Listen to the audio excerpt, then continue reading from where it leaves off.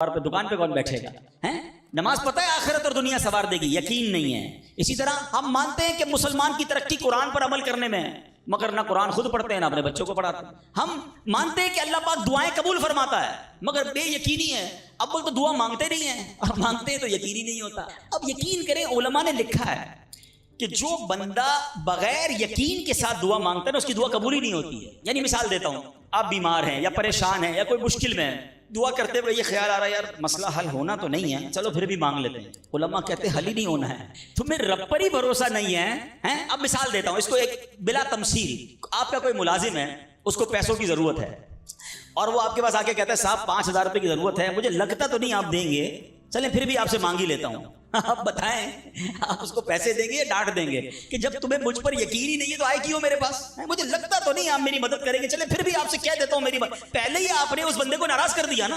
हम कहते नहीं है, मगर हमारी बेयकीनी ये कह रही होती है और अल्लाह से दुआ कर रहे हो कि अल्लाह मुझे उम्मीद तो नहीं तू देगा, फिर भी मैं मांग रहा हूं। तौबा तौबा तौबा। यकीन पता है कैसे काम करवाता है? एक बड़ा प्यारा वाकया है। एक गांव में बारिश नहीं हो रही और लोग प्यासे मर रहे थे, कई साल हो गए बारिश नहीं हो रही। आखिरकार गांव वालों ने प्लान किया कि सारे गांव वाले जमा होते हैं और मिलकर दुआ करते हैं, नमाज इस्तिस्का, और उसका एक पूरा तरीका है दुआ का। एक कतरा बारिश का नहीं पड़ रहा था, मवेशी भी प्यासे, लोग भी प्यासे, कुएं भी सूख गए थे।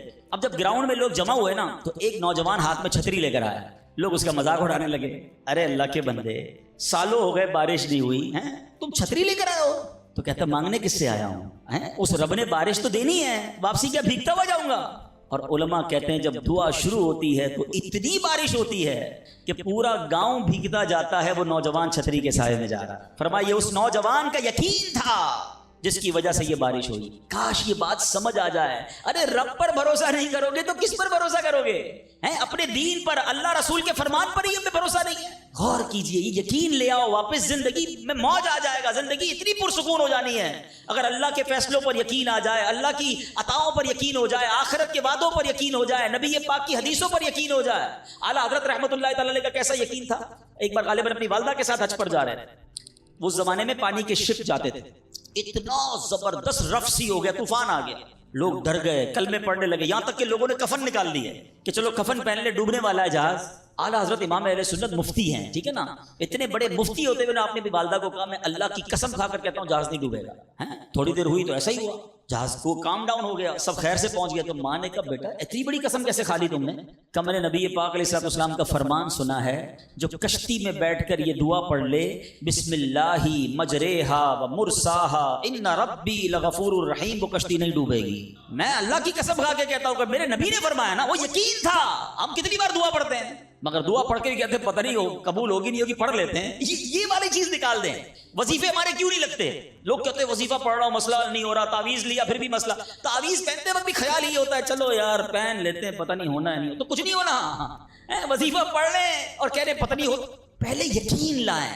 अच्छा डॉक्टर भी यही कहते हैं, ये सिर्फ आप ये वज़ाइफ और इन चीजों में नहीं, आप अगर डॉक्टर पर भी यकीन ना रखें ना कि यार इसकी दवाई पता नहीं काम करती है नहीं करती, क्योंकि बहुत सारी चीजों के पीछे यकीन, विल पावर।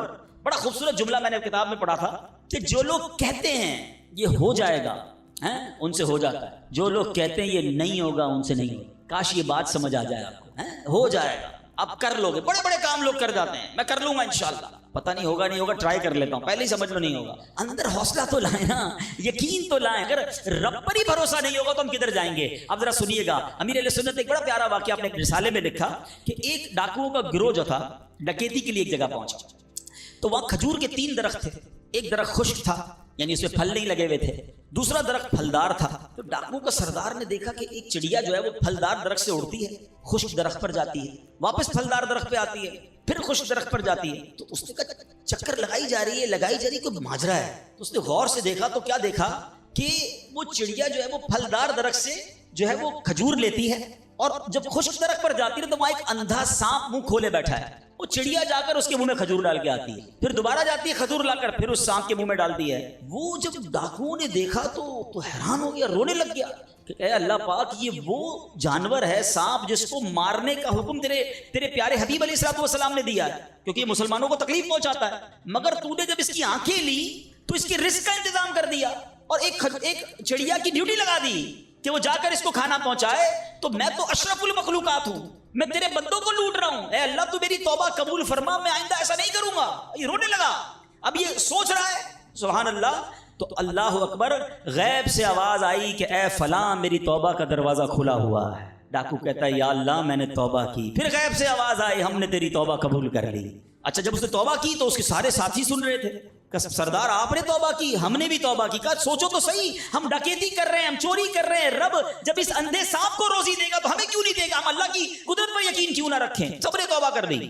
اب جب توبہ کر لی تو انہوں نے کہا کہ اب ایسا کرتے ہیں کہ حج کو چلتے ہیں۔ سارا قافلہ بنا کر ڈاکوؤں کا قافلہ توبہ کر کے چلا حج کرنے۔ جب مکہ پاک کے قریب پہنچے نا تو وہاں ایک نابینا بڑھیا تھی، وہ ہر قافلے والے سے اس ڈاکوؤں کے سردار کا نام لے کے پوچھتی تھی۔ وہ بندہ آیا تو ڈاکوؤں کا جب قافلہ ہے تو کہا میں ہی تو وہ ہوں، تو کہا یہ میرے کپڑے تمہارے لیے ہیں۔ بولا آپ مجھے کپڑے کیوں دے رہی ہیں؟ کہا میرا ایک بیٹا تھا اور وہ بیٹا جو ہے اس کے کچھ دن پہلے، بڑا نیک بیٹا تھا میرے، کچھ دن پہلے اس بیٹے کا انتقال ہوا ہے، یہ اسی کے کپڑے ہیں۔ 3 دن سے مسلسل نبی پاک علیہ الصلوۃ والسلام میرے خواب میں تشریف لا رہے ہیں اور فرما رہے ہیں کہ اس نام کا بندہ آئے گا، اس کو یہ کپڑے دے دینا۔ ہائے ہائے، ذرا سوچو تو صحیح، جب رب توبہ قبول کرتا ہے تو مرتبے کیسے بڑھا دے ہیں۔ کاش یہ بات سمجھ آ جائے۔ اللہ سے بندہ جب دوستی کر لیتا ہے نا، اللہ پچھلے گناہ معاف فرما دیتا ہے، بلکہ اللہ راضی ہو جائے تو گناہوں کو نیکیوں میں بدل دیتا ہے۔ مگر کیسے اس ڈاکو کو توبہ نصیب ہوئی؟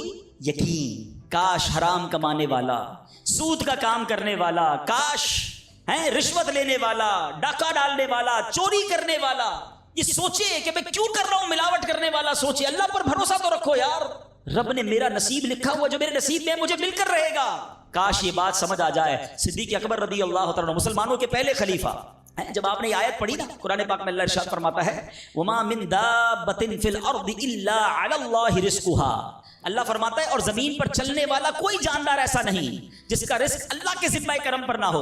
آپ فرماتے ہیں کہ جب سے میں نے یہ آیت پڑھ لی، خدا کی قسم میں نے روزی کی فکر کرنا چھوڑ دی، کہ جب اللہ نے ہر کسی کا رزق اپنے ذمے پہ لے لیا تو مجھے کس بات کی ٹینشن ہے۔ کاش ہمیں یہ بات سمجھ آ جائے کہ ہمیں اب ذرا غور کریں۔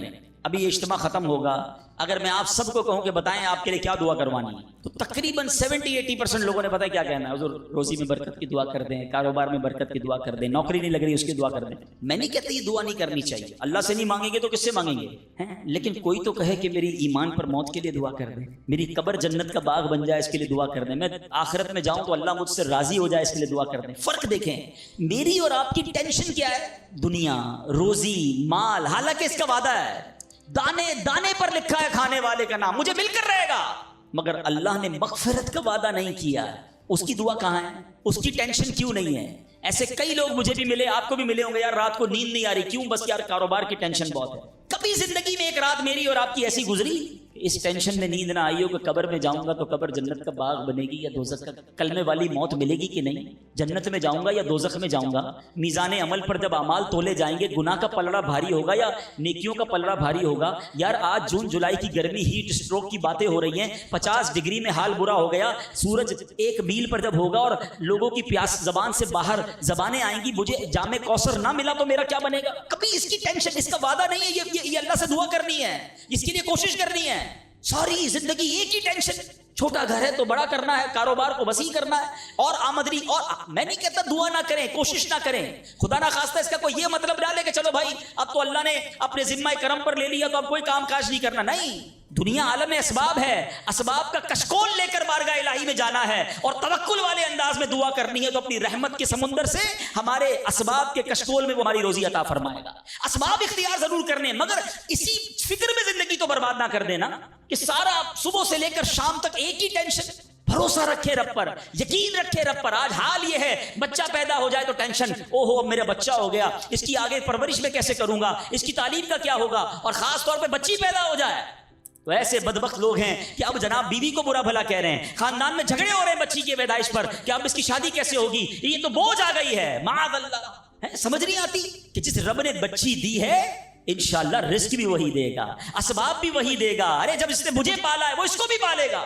کیا خوبصورت بات علماء نے لکھی، جو رب ہاتھی کو من اور چونٹی کو کن دے سکتا ہے وہ مجھے بھی میرا رزق عطا فرمائے۔ آپ ذرا سوچے تو صحیح، کس کو رزق دیتا ہے؟ حدیث پاک کا مضمون ہے تم اللہ پر بھروسہ کرو، جیسا بھروسہ کرنے کا حق ہے وہ تمہیں ایسے روزی دے گا جیسے پرندوں کو روزی دیتا ہے۔ پرندوں کو سمجھتے کتنی کیسے روزی ملتی ہے؟ کبھی گھونسلے دیکھے پرندوں کے؟ اچھا پہلے تو یہ نہیں پتا کراچی والوں کو تو پرندے دیکھنے کو نہیں ملتے. ہم نے درخت کاٹ کے پورا شہری کانکریٹ کا جنگل بنا دیا. ورنہ یہ پوچھے بزرگوں سے، ہم بھی چھوٹے تھے تتلیاں